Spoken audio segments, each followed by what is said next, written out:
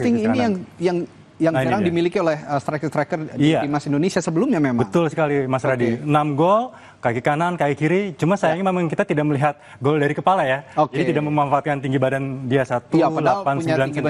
Iya, betul sekali. Tinggi, Oke, kita lihat gol yang kedua dari Jens Schreven. Ini juga ya. Ini masih golnya mirip-mirip dari sisi kanan. Ya. Ini tapi kali ini gol ketiga. sempat ditepis. Ahmad Maulana. Tapi Jens Schreven Robi Darwis peluang juga, dia tekuk kemudian kaki kiri. Ruang, ya. Kaki kiri. Jadi kiri kanan main ya. Kiri kanan main. Tapi yang seperti saya bilang tadi, tidak ada gol dari kepala. Ini yang kita tunggu nih, gol dari kepala. Dan itu tentu saja umpan yang diandalkan, yang akurat dari para pemain sayap kita. Ini lolos dari jebakan offside. Yang tadi ini yang gol kedua. Kita tampilkan gol yang ketiga. Kita akan tampilkan gol yang ketiga. Ya. Oke, ini umpan lambung. Dan pemain belakang tidak bisa mengantisipasi, Reven langsung eksekusi. Jadi kelihatan ya, ini insting striker, killer, pembunuh. Jadi ada peluang, sikat, langsung sikat. Benar. Oke, ini tidak ada ampun ketika pemain belakang gagal mengantisipasi umpan lambung. Ya, ini masih yang tadi. Langsung disikat. Terlepas dari kesalahan pemain nomor 23 Brunei ya, yang tidak bisa menjaga Reven. Tapi di sini terlihat sekali Reven bisa memanfaatkan peluang. Nah, ini ada juga gol keempat yang tidak kalah baiknya, skema yang tidak kalah baiknya ditampilkan dari throw in kalau saya tidak. Ya. Betul sekali. Dari Robi Darwis. Throw in. Ya. Jadi dingin sekali ya, tidak ada power di sana, beda dengan gol yang sebelumnya. Jadi dingin sekali. Kalau melihat gol-gol tadi, Bung Moses, sepertinya kita kan juga punya kebutuhan striker di timnas senior ketika oleh Romani tidak bisa bermain karena cedera. Diragukan bermain meskipun belakangan atau hari ini juga Ketua Umum PSSI mengatakan bahwa proses naturalisasi terhadap Mauro Zylstra sedang berjalan dan sepertinya tinggal finalisasi saja. Dan ada 2 naturalisasi lain yang belum diungkap. Tapi kita melihat Jens Schreven dengan ketajamannya, dengan insting striker yang baik begitu. Bisa nggak jadi alternatif kira-kira? Jadi momennya ini memang tepat. Artinya begini, ketika oleh Romani cedera, ya kemudian muncullah Jens Schreven di permukaan dengan momen turnamen AFF U23 ini. Dan dia cetak 6 gol. Jadi ya wajar ketika semua mata itu tertuju pada dia. Seolah-olah dia menjadi satu-satunya opsi. Padahal kalau kita lihat kondisi objektif komposisi skuad timnas senior per hari ini, jadi paling tidak sebenarnya ada 2 opsi yang bisa dilakukan oleh Patrick Kluivert. Yang pertama adalah memanfaatkan striker-striker murni yang ada. Ada Ramadan Sananta, kemudian Hoki Carakan dan juga Septian Bagaskara di sana. Ya, jadi striker murni atau memanfaatkan pemain yang bukan striker murni yang bisa ada di posisi nomor 9. Ya, dan kita pernah melakukan itu di era sebelumnya. Ada Rafael Strijk dan juga Ragnar Romangun. Jadi sebenarnya kalau ngelihat kondisi objektif skuad timnas senior sekarang kita bisa melihat itu. Tapi kan ini dinamis ya, dan federasi gerak cepat. Ya, proses dari Jusa tadi dipercepat. Kemudian juga ada 2 pemain baru dan pasti striker. Jadi Ketum PSSI Pak Erik juga sudah declare ini bukan posisi manapun, ini posisi striker. Jadi sudah jelas ini untuk opsi menggantikan Oli di sana. Oleh Romani. Nah, kalau kemarin sebenarnya Patrick Kluivert juga saya simak kemarin ini dia sedang assess penampilan dari Jens Schreven sendiri di AFF 23 ini. Bagaimana bisa tampil di timnas senior layak atau tidak. Tapi kemarin yang menarik, Van den Berg ini sempat menegur Jens Schreven ketika berselebrasi pacu jalur. Katanya ini kalau sekali lagi melakukan hal itu di tengah kita sedang unggul besar gitu ya, saya tidak akan mainkan. Ini memang satu pendisiplinan terhadap pemain yang menurut Anda tepat dilakukan oleh Van den Berg? Ya, saya pikir sah saja ya, tiap pelatih punya karakter dan mendidik yang masing-masing gitu. Jadi apa yang dilakukan oleh Van den Berg saya setuju dan ini bisa menjadi pembentukan karakter dari Reven. Masih 19 tahun Reven ini. Seperti itu. Tapi saya tertarik dengan apa yang tadi Mas Radi disampaikan bahwa ini gimana nih Patrick Kluivert melihat Reven. Betul. Reven maksud saya harus membuktikan penampilan dia di AFF AFF. Dan yang lebih pentingnya lagi adalah bagaimana dia bermain di Super League nanti bersama Bali United. Itu yang paling penting. Kenapa? Karena Agustus nanti itu Liga berjalan, kemudian September kita menghadapi FIFA Matchday, menghadapi pertandingan persahabatan Libanon dan Kuwait. Ini sebenarnya ajangnya. Apakah dia layak? Seperti itu. Walaupun memang ya jangan lupa masuknya Reven di timnas U23 ini juga pasti atas dasar pertimbangan dari Patrick Kluivert gitu loh. Pelatihnya Van den Berg. Jadi dia dipanggil. Nah, kalau gitu pertandingan nanti malam ini melawan Filipina meskipun katanya agak diragukan Reven bermain, mudah-mudahan ada kans menjadi pemain pengganti dan nanti di pertandingan berikutnya melawan Malaysia dan di fase-fase berikutnya Piala AFF bisa jadi ajang pembuktian buat Reven dan Kluivert setidaknya bisa melihat alternatif lain pengisi pengganti Oleh Romani dari sosoknya Jens Reven ini kira-kira? Ya, tentu saja. Jadi memang terkesan diplomatis ya.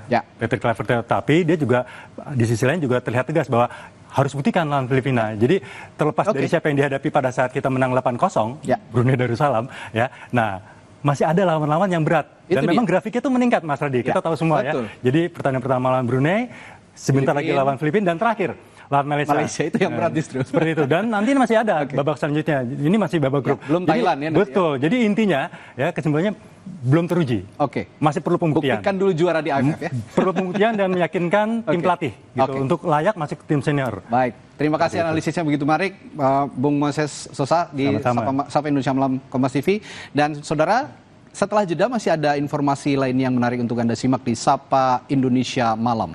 Pengadilan telah menjatuhkan vonis terhadap mantan Menteri Perdagangan Thomas Lembong atas kasus korupsi impor gula. Sesaat lagi di Sapa Indonesia Malam.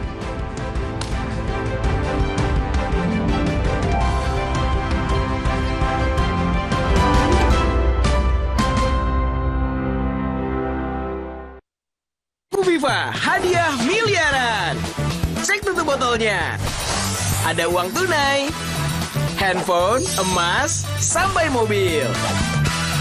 Cek tutup botol Aku FIFA sekarang.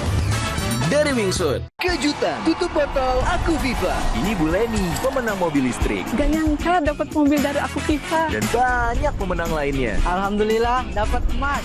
Ingin seperti mereka? Beli Aku FIFA sekarang, masih banyak hadiah miliaran menanti. Anak yang nakal. Di granat! Ya, gue kena ghosting. Salah sendiri. Saatnya kau Pakai simpati buat nonton, musik, game, belajar, sampai belanja. Bisa pilih benefit sesuai keinginanmu. Tenggorokan kering? Minum Adem Sari Herba Lemon. Vitamin C tinggi. Adem Sari. Jodohnya makan nikmat. Adem Sari. Cepat ademnya. Haus. Ada kelapa. Bukan, itu kepala. Nah, ini baru kelapa. Tapi ribet bukannya. ini aja. Kelapa muda gercep, jus baru, rasa kelapa muda. Kelapa muda gercep, granulanya cepet larut. Seger. Cil habis. Jus kelapa muda, gercep banget. Minum Just Juice, fun terus. Jus rasa kelapa muda. Segernya cil, air kelapanya real. Dari Wingsuit. Baru Mama Lime Grade, pencuci piring dari tumbuhan, 100% food grade, inovasi baru Lion Jepang. Formula Natura Plant Essence dari tumbuhan alami dengan proses teknologi modern. Mama Lime Grade, efektif angkat lemak, membuat piring bersih kesat. Tangan tetap lembut. Mama Lime Grade juga efektif bersihkan kotoran dan bakteri di buah sayur. Buah sayur bersih higienis, aman, 100% food grade. Mama Lime Grade, pencuci piring dari tumbuhan. Pertama, 100% food grade. Lime. Biar ngumpul makin seru, yuk bikin masakan yang pasti diserbu. Wajib pakai kecap sedap kedelai hitam spesial. Dari kedelai hitam dan gula aren, terbaik semur lidahku. Bikin lidah auto party. Menggoda. Aduh sama cumi kecap tante. Caramelize. Wilgos approve. Giliranku bikin yang spesialisius. Looks good kan? Taste good. Aromanya sedap. Kecap sedap kedelai hitam spesial. Looks and taste beyond good. Dari Wingsuit. Haus. Ada kelapa. Bukan, itu kepala. Nah, ini baru kelapa. Tapi ribet bukannya. Ini aja. Kelapa muda gercep, jus baru, rasa kelapa muda. Kelapa muda gercep, granulanya cepet larut. Seger. Cil habis. Jus kelapa muda, gercep banget. Minum Just Juice, fun terus. Jus rasa kelapa muda. Segernya cil, air kelapanya real. Dari Wingsuit.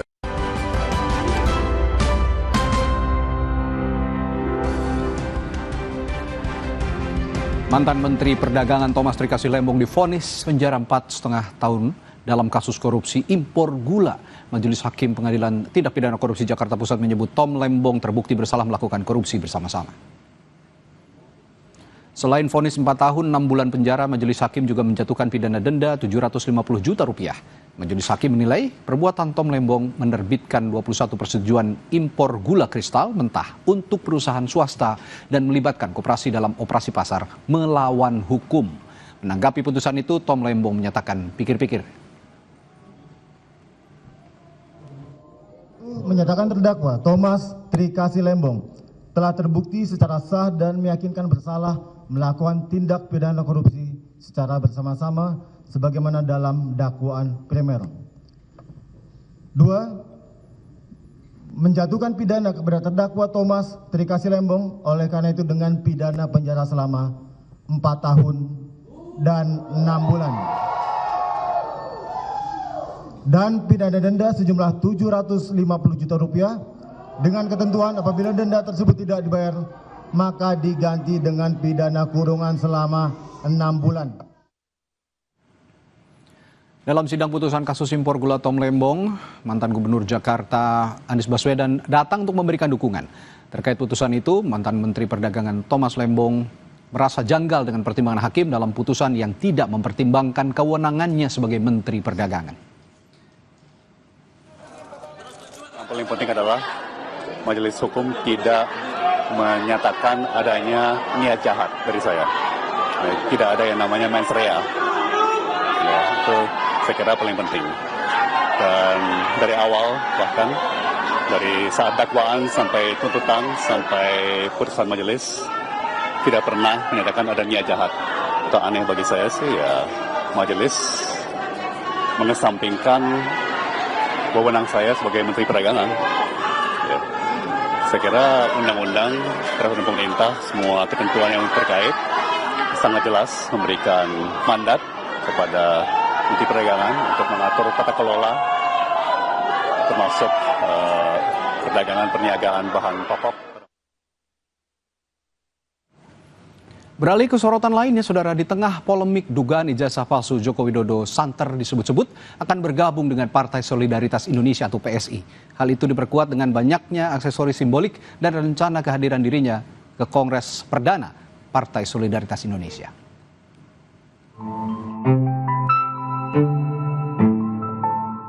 Perasaan politik saya mengatakan ada agenda besar politik untuk menurunkan reputasi politik, untuk mendowngrade yang ya buat saya biasa-biasa aja.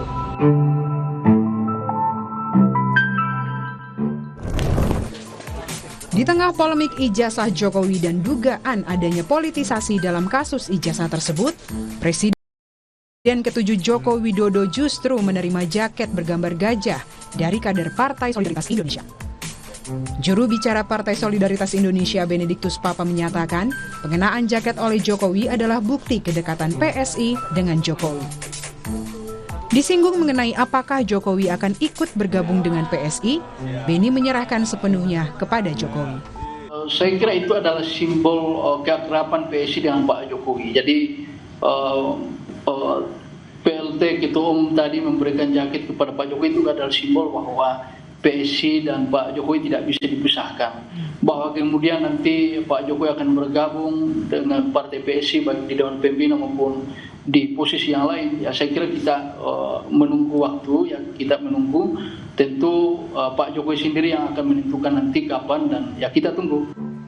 Analis komunikasi politik Henry Satrio menyatakan, jika Jokowi bergabung ke PSI, maka ruang geraknya akan jauh lebih sempit. Jokowi memerlukan partai yang besar agar tetap bisa menopang nama dan ketokohannya sebagai Presiden ke-7 Republik Indonesia. Kalau dia bergabung dengan PSI, maka dia tidak lincah lagi seperti sekarang. Jadi nggak ada tuh ketua-ketua umum partai politik seperti PAN, Golkar, atau bahkan Gerindra itu akan berkunjung ke dirinya gitu. Apa dasarnya ketua umum Golkar harus berkunjung ke misalnya ketua Dewan Pembina PSI gitu. Tapi kalau sekarang ini dia lincah, dia bisa menerima siapa saja sebagai Presiden ke-7 gitu ya. Ini terlalu kecil untuk Jokowi. Jadi ini ibaratnya kalau ada sepeda roda 3 yang naik saya tuh Rizka. Jadi kayak beruang madu jadinya, sepedanya kekecilan. Jadi Pak Jokowi itu perlu partai yang lebih besar menurut saya yang seimbang dengan ketokohan dirinya. Isu merapatnya Jokowi ke PSI pun diperkuat dengan rencana kehadiran Jokowi dalam Kongres Partai Solidaritas Indonesia pada 19 hingga 20 Juli. Tak hanya hadir, Jokowi juga direncanakan untuk memberi materi dan pidato di depan para kader PSI. Ya, saya hanya ingin memberikan motivasi biar yang muda-muda ini memiliki semangat yang baik dalam berpolitik untuk negara, dalam berpolitik untuk rakyat. Saya kira yang saya sampaikan nanti hanya motivasi aja. Apakah Jokowi akan menjadikan PSI sebagai kendaraan politik untuk menjaga eksistensi dan reputasinya di dunia politik? Atau justru ketokohan Jokowi akan lebih kuat jika tetap berdiri di luar partai politik? Tim Liputan, Kompas TV.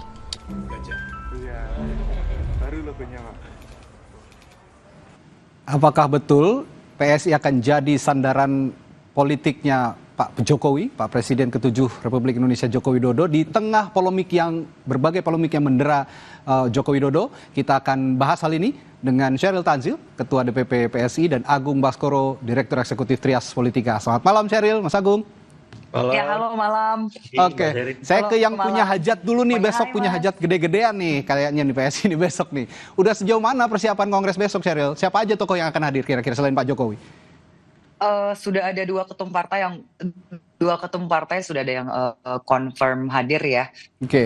Yang beberapa lainnya kita masih menunggu konfirmasi. Tapi kalau untuk acara di tanggal 19 itu Pak Jokowi konfirmasi akan hadir, akan memberikan pesan kebangsaan, dan juga untuk di hari kedua nanti di penutupan Pak Presiden saat ini sih infonya akan hadir ya beliau ya, tapi nanti ya kita berdoa supaya semuanya lancar. Mas Gibran juga saat ini posisi sedang di Boyolali ya, kami harapannya Mas Gibran juga Mas Wapres saya mampir gitu ya. Nah, saya sudah singgung tadi, dengan banyaknya polemik yang menerpa Pak Jokowi akhir-akhir ini, dan Pak Jokowi besok akan menyampaikan pidato politiknya ya di depan Kongres PSI. Kira-kira apa yang bisa ditawarkan oleh PSI untuk membackup Pak Jokowi yang sedang diserang akhir-akhir ini? Kalau serangan saya rasa itu dari barisan sakit hati ya, orang-orang yang dulu mungkin mereka merasa berjasa untuk Pak Jokowi, tapi mereka merasa kurang dapat apresiasi. Saya rasa orang barisan sakit hati lah. Dan kalau kita lihat Pak Jokowi semasa menjadi presiden kan jelas ya kerja-kerja nyatanya untuk akar rumput. Kami sih berpegang pada hal seperti itu. Dan kalau kita lihat bagaimana PSI mendukung Pak Jokowi, kita akan selalu all out. Dan meskipun partai kami ini partai yang tergolong muda usianya jika dibandingkan dengan partai-partai senior lainnya, tapi kami merupakan partai yang cukup berdampak. Alek-alek kami di berbagai daerah selalu tindak lanjut dan tidak malas untuk turun ke grassroots. Kita selalu berusaha menyerap aspirasi dengan semua kekuatan kita ya. Jadi ini merupakan hubungan yang istilahnya bagaimana ya, serupa begitu. Karena Pak Jokowi itu kan pada saat beliau memimpin mulai dari Solo, DKI, lalu ke nasional, begitu banyak kerja nyata, dan Pak Jokowi ini kan tipenya belusukan ya. Terus terang ya beliau ini menjadi idola bagi kami di partai muda ini. Jadi kami juga ketika sudah berhasil duduk di legislatif, itu yang kami lakukan. Kami berusaha supaya bisa seperti panutan kami, yaitu Pak Jokowi. Kita selalu ke grassroots, selalu tindak lanjut gitu. Saya harus apresiasi karena PSI sepertinya di saat-saat seperti ini yang masih benar-benar dekat dengan Pak Jokowi. Saya melihat partai-partai lain justru agak menjauh. Saya melihatnya seperti itu, dan itu juga sudah dianalisis oleh beberapa analis politik. Mas Agung juga punya pandangan seperti itu? Ya, saya kira siapapun tidak akan mendekati ketika sudah tidak berkuasa, Mas Radi ya. Apalagi ketika ada masalah yang mendera bertubi-tubi, karena sedikit banyak akan memberikan disinsentif elektoral. Tapi kita tahu serangan yang disampaikan kepada keluarga Solo, ke Pak Jokowi, Mas Wapres, khususnya ini kan memang belum, dalam tanda petik, PSI-nya belum turun gunung ya. Baru relawan-relawan Pak Jokowi saja. Nah, akan beda ceritanya kalau PSI-nya juga turun gunung membantu. Karena sebelumnya saat Pak Jokowi masih menjadi presiden, teman-teman PSI ini kan paling militan ya. Di depan, istilahnya di depan, mengawal, kemudian berteriak, ya, bersuara paling lantang untuk memastikan ya Pak Jokowi legasinya, pengaruhnya itu tidak diganggu, tidak diserang. Tapi sekarang kan memang teman-teman PSI belum menunjukkan tajinya semacam itu, sehingga memang itu semua dari relawan. Jadi ketika nanti ada arahan ya Pak Jokowi bergabung ataupun tidak, saya lihat ada semacam reorganisasi, visi dan seterusnya untuk yang membantu Pak Jokowi dan keluarga supaya tetap dalam persepsi dan citra positif di mata publik seperti itu. Oke, tapi pertanyaan saya selanjutnya Mas Agung, apakah PSI cukup untuk dijadikan sandaran oleh Pak Jokowi? Mengingat saat ini Pak Jokowi juga belum berpartai, belum bergabung dengan partai manapun. Betul.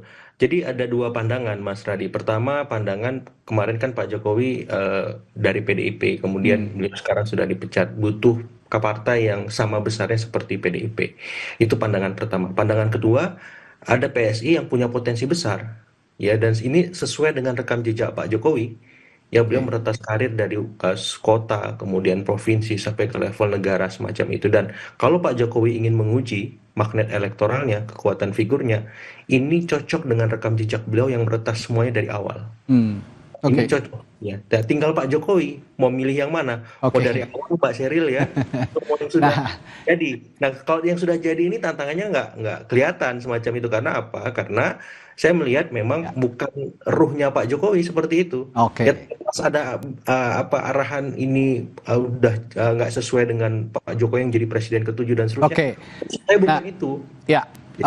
Kalau gitu pertanyaan selanjutnya ke Sheryl, seberapa besar sebenarnya harapan PSI agar Pak Jokowi bisa bergabung menjadi kader, atau saya dengar-dengar malah jadi Dewan Kehormatan katanya? Kalau kita lihat proses bagaimana PSI menjadi partai, ini kan sebenarnya a bunch of Jokowi Ahoker lover ya. Anak-anak muda yang terinspirasi bahwa politik itu pasti punya ruang untuk orang-orang bersih, orang-orang idealis. Dan terima kasih Mas Agung, analisa Anda betul-betul menjadi semangat buat kami, motivasi buat kami. Ternyata masih ada pengamat yang bisa melihat kami dengan objektif gitu, bahwa Indonesia butuh partai seperti PSI begitu ya. Di tengah-tengah ketika ruang partai mungkin itu sudah melulu orang-orang yang itu saja. Di partai ini meskipun ya mungkin orang bilang kita partai yang terlalu kecil, tadi bahkan ada VT-nya bilang takutnya seperti orang yang kebesaran naik sepeda kecil ya. Tapi saya suka tuh dengan tadi analisanya Mas Agung bahwa Pak Jokowi ini kan tipe orang yang selalu memulai dari bawah dan selalu berhasil ya. Di harapan kami kalau Pak Jokowi memang bisa memberikan nasihat yang sehat kepada partai kami. Dan besok itu bukan pidato politik ya Pak Jokowi ya. Besok beliau sebagai presiden ke-7 akan memberikan pesan kebangsaan. Pesan Karena kebangsaan ya sebagai presiden ke-7 beliau adalah ya sudah begawan seorang negarawan begitu ya. Jadi ya doakanlah yang terbaik untuk partai kami besok. Kita sedang bersukaria, kita akan punya pembaharuan banyak sekali untuk partai kita akan jadi partai super terbuka, one man one vote. Di sini siapa saja bisa berkontribusi. Gitu. Terakhir ke Mas Agung, singkat Mas Agung, dengan misalnya Pak Jokowi pada ujungnya nanti bergabung dengan PSI, apakah Pak Jokowi benar-benar menerapkan simbiosis mutualisme begitu, sama-sama besar bersama, atau justru akan seperti sekarang saja, tidak ada perubahan? Karena kemarin juga kan PSI banyak sekali menempel kepada Pak Jokowi pada saat pemilu begitu. Saya kira relasinya akan setara. PSI yang dulu dengan yang sekarang itu beda ya Mas. Punya bobot elektoral di lokal, kemudian di nasional. Sekarang ada berapa orang menteri dari PSI. Kemudian aleknya berapa banyak semacam itu. Jadi PSI yang dulu beda. Kalau dulu 1,8 sekian persen Mbak Sheryl, sekarang udah 2,8. Makin elevate ya kalau gitu ya. Nah, jadi ekosistem politiknya juga dari threshold juga diturunkan. Jadi ada ruang PSI untuk masuk ke parlemen asal punya figur yang kuat. Itu aja PR-nya. Nah, figurnya siapa? Kalau misalkan Pak Jokowi masuk, alhamdulillah. Kalau enggak, kerjaan rumah buat Mbak Sheryl dan teman-teman. Seperti itu. Terima kasih Mas Agung. Kami bangga, kami adalah partai yang berproses. Kami bangga karena kami adalah partai yang berproses. Bukan partai siapa-siapa, tapi kita bisa menjadikan from zero to hero. Terima kasih Sheryl dan Mas Agung waktunya. Besok kita doakan bersama lancar acaranya ya untuk PSI ya. Good luck. Terima kasih Mas Radi, Mas Agung. Selamat malam. Saudara, setelah jeda ada informasi lain yang kami hadirkan di Sapa Indonesia Malam saat pesta rakyat makan gratis di pernikahan anak sulung Gubernur Jawa Barat Deddy Mulyadi berujung petaka. Sesaat lagi kami hadirkan informasinya untuk Anda.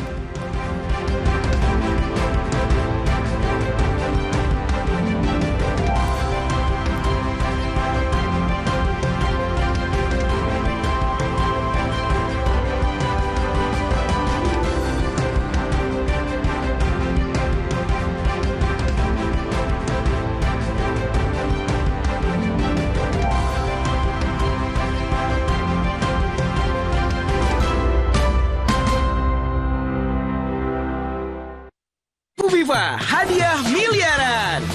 Segmen tutup botolnya. Ada uang tunai, handphone, emas, sampai mobil. Cek tutup botol Aku Viva sekarang. Dari Wingswood. Kejutan, tutup botol Aku Viva. Ini Bu Leni, pemenang mobil listrik. Gak nyangka dapat mobil dari Aku Viva. Dan banyak pemenang lainnya. Alhamdulillah dapat emas. Ingin seperti mereka? Beli Aku Viva sekarang, masih banyak hadiah miliaran menanti. Pusing, kejar setoran. Yang penting kerja halal. Fresh Care dong, halal. Capek kena PHP? Pilih yang pasti-pasti aja. Fresh Care, pasti aromanya, pasti fresh hangatnya. Fresh Care, hangatnya selalu bikin fresh. Bertahun-tahun, Hotin Cream telah jadi teman harian. Bantu redakan pegal akibat kerjaan dan saat jalan-jalan, serta nyeri otot olahragawan. Balur Hotin, panasnya mijit, hotnya in sampai ke dalam. Gak lengket, tanpa bekas. Hotin Cream. Baru Mama Lime Grade, pencuci piring dari tumbuhan, 100% food grade, inovasi baru Lion Jepang. Formula Natura Plant Essence dari tumbuhan alami dengan proses teknologi modern. Mama Lime Grade, efektif angkat lemak, membuat piring bersih kesal. Tangan tetap lembut. Mama Lime Grade juga efektif bersihkan kotoran dan bakteri di buah sayur. Buah sayur bersih higienis, aman, 100% food grade. Mama Lime Grade, pencuci piring dari tumbuhan. Pertama, 100% food grade. Lime. Aku nggak khawatir ajak anak main di luar. Ada Nuvo Family memberi perlindungan two-step sehat. Kotor, Pak. It's okay. Nuvo lebih cepat lawan kuman saat mandi dan selalu melindungi kulit setelah mandi. Lembut. Dengan formula triple antibakterial, perlindungan menyeluruh 24/7. Baru main di luar, mah. Percayakan pada Nuvo Family. Two-step sehat, perlindungan 24/7. Wings Care. Bukan, itu kepala. Ini baru kelapa. Ribet bukannya. Jus baru, rasa kelapa muda gercep, granulanya cepet lah. Jus kelapa muda, gercep banget. Jus rasa kelapa muda. Oh, semua suka jus. Dari Wingswood. Kejutan, tutup botol Aku Viva. Ini Bu Leni, pemenang mobil listrik. Gak nyangka dapat mobil dari Aku Viva. Dan banyak pemenang lainnya. Alhamdulillah dapat emas. Ingin seperti mereka? Beli Aku Viva sekarang, masih banyak hadiah miliaran menanti. Kita generasi bersih sehat yang berani main di luar. Nuvo Family melalui Wings Group membantu UNICEF wujudkan generasi bersih sehat melalui program WASH di sekolah. Nuvo Family, two-step sehat melindungi 24/7. Generasi bersih sehat, berani main di luar. Kompas Update dipersembahkan oleh Morinaga. Anda menyaksikan Kompas Update pukul 19 waktu Indonesia Barat, saya Friska Clarissa. Sebuah minibus berisi 2 orang yang sedang melaju di Jember, Jawa Timur terbakar. Diduga sumber api berasal dari kebocoran saluran bahan bakar minyak di bagian mesin. Api membakar sebuah minibus di jalur protokol Jalan Gajah Mada, Kaliwates, Jember. Api pertama kali muncul dari mesin mobil bagian depan dan memicu kepulan asap. Sopir dan penumpang mobil berhasil menyelamatkan diri. Hasil pemeriksaan dan olah tempat kejadian perkara, terbakarnya mobil disebabkan kebocoran selang bahan bakar di sekitar mesin yang mengalir ke instalasi kelistrikan hingga memicu percikan api.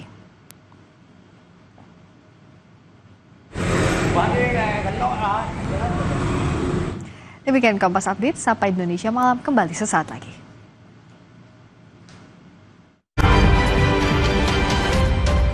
Kompas Update dipersembahkan oleh Hydro Coco. Morinaga, nutrisi tepat untuk bangun potensi anak. Thank you, Mom. Morinaga, your choice, their future. Masa depan bukan kebetulan, pilih yang terbaik sekarang. I'm a racing car, passing by like Lady Godiva. I'm gonna go. I don't wanna stop at all. Minum Hydro Coco berlebihan bikin segarnya hidup berlanjut.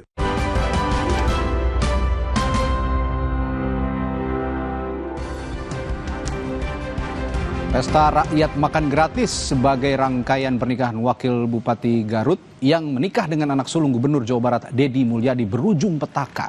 3 orang dinyatakan tewas.